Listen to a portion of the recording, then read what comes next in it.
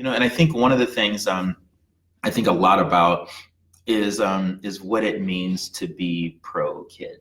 A lot of people ask me, Cornelius, what are your politics? And one of the things I often say is I'm radically pro kid. That it is our job as educators to create opportunities for kids, and and eventually, of course, to teach them to create opportunities for themselves. And as such, anything that stands in the way of opportunity is my enemy.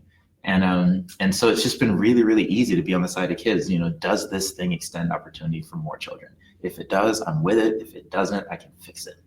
Well, and I think part of what you said there was true for me as well, which is once I started resisting and I was, I'm here for kids. I'm not here for my colleagues. I'm sorry they're unhappy. I was just really enforcing with the people that were above me that you hired me to reach them. And if this is preventing that, then why are you saying I have to comply? But once I was able to do it, you get stronger each time you do it. Absolutely. And you're able to say, okay, so if you really truly think Huck Finn is no child can leave, I'd hear these statements all the time, leaving 10th grade without having read it. If that's really the hill you die on, then we need to sit down and talk about why that's true. Yes. Because it's deeper than just a book, a text. Exactly. And so if it is causing, as it did in my room, a whole widespread group of kids to refuse to read it, then why am I trapped by only that text? Absolutely. Like what are the objectives and ideas that are way above that? And engagement with literacy. Yeah. Well, at a certain point in our profession, we know that teaching in the United States